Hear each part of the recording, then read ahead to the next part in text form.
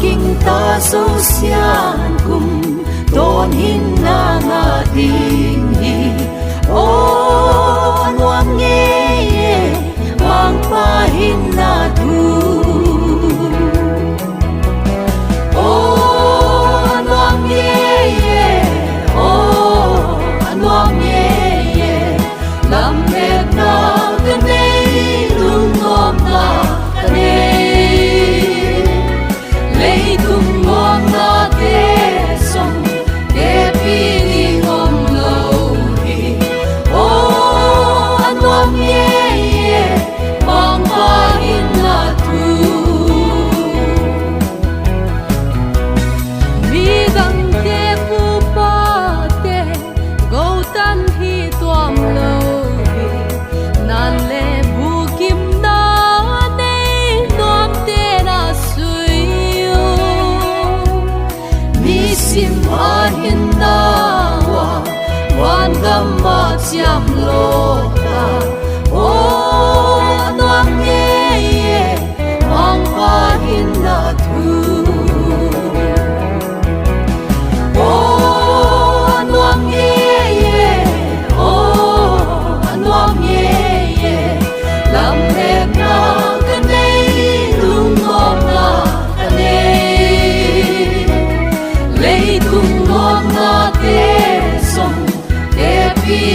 ngom lâu hi o nuam nghe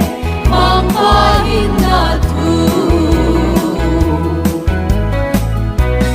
tâm lấy tung xuân na gam a ca lên lại sunin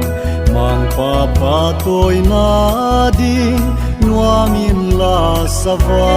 savan tâm lấy tung xuân na tên hình quay xa thế lối o nuam nghe mang pa in na thu o nuam nghe o nuam nghe lam hep na cái này lung ngom na cái này lấy tung ngom na thế sông để pi ngom lâu hi o nuam nghe mang pa in na thu lấy tung a ca hin sung gen thei liang vai na leng mi tha mu pha lo in lung ngom na cái này tâm lấy tung đam sung ma khi pa na tun thei lo o nuam nghe mang pa in na thu o nuam nghe o nuam nghe lam hep na cái này lung ngom na cái này lấy tung ngom na thế sông để pi ngom lâu hi o nuam nghe mang pa in na thu o nuam nghe o nuam nghe lam hep na cái này lung ngom na cái này lấy tung ngom na thế sông để pi ngom lâu hi o nuam nghe mang pa in na thu o nuam nghe mang pa in na thu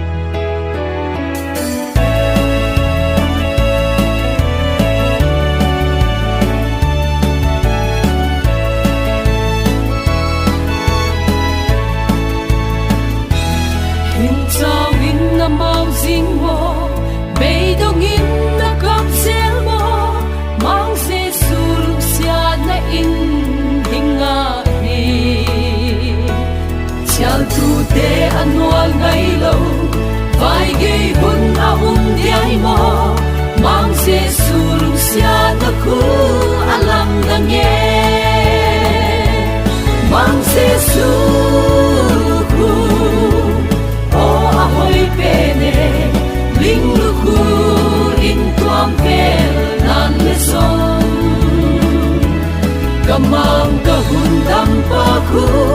kapating tang tondongin Hallelujah tiin kapating Veisya na katwa hunle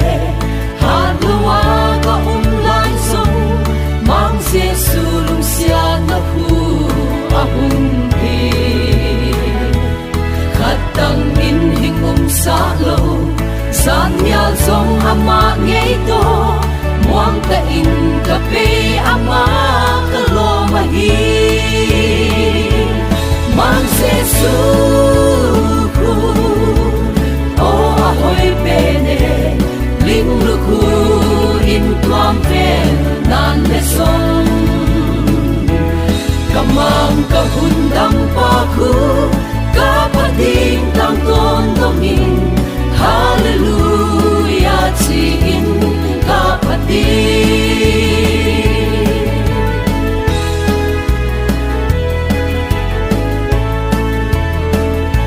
Sildang mong kanay nong lo Narung siya nakut bong hu O Jesu gay din ahun ko vela Van mun hoy katundongin Tam khu katang don lading Mang sesulung siya naku alul peni Mang sesuku O ahoy pene Lingluku in tuam pel nan lesong Kamang kahundang paku kapating tang tondongin Hallelujah tiin kapating Mang sesuku O ahoy pene Lingluku in tuam pen nan lesong Kamang kahundang paku kapating tang tondongin Hallelujah tiin kapating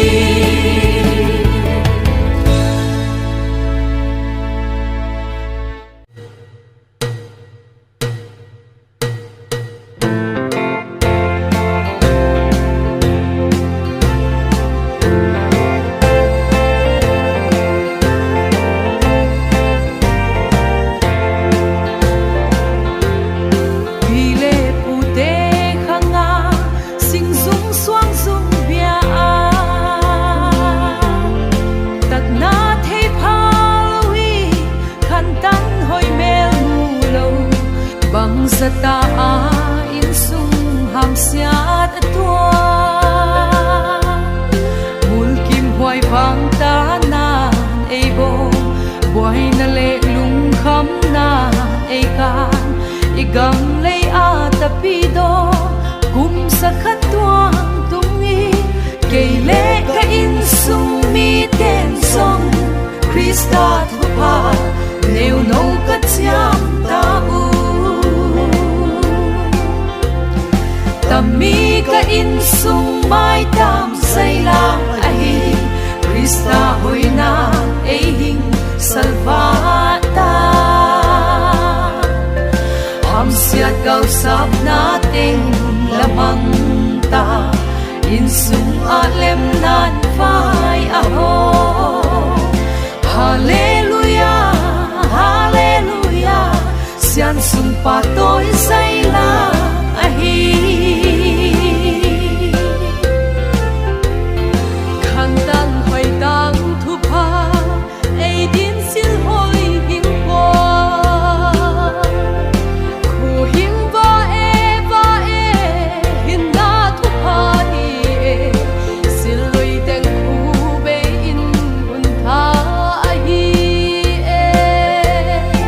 Krista hinna lampi zuidi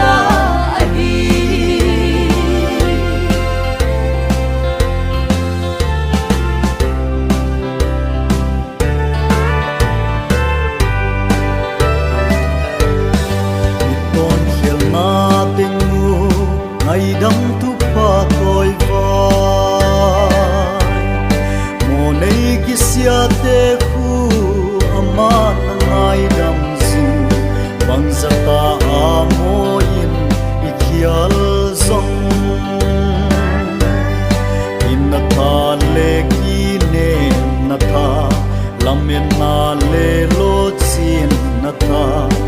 ya ting in quan ta mang pa na hin chiam ta wan sa va wi lung dam tu le Krista tu pa neu no a hin lian ta mi ka in sung mai tam sai la ai Krista hoi na ei salvata am sia kau sang na ten lamang ta in sung alem nan pa ya ho hallelujah hallelujah sian sung pa toi sai la ai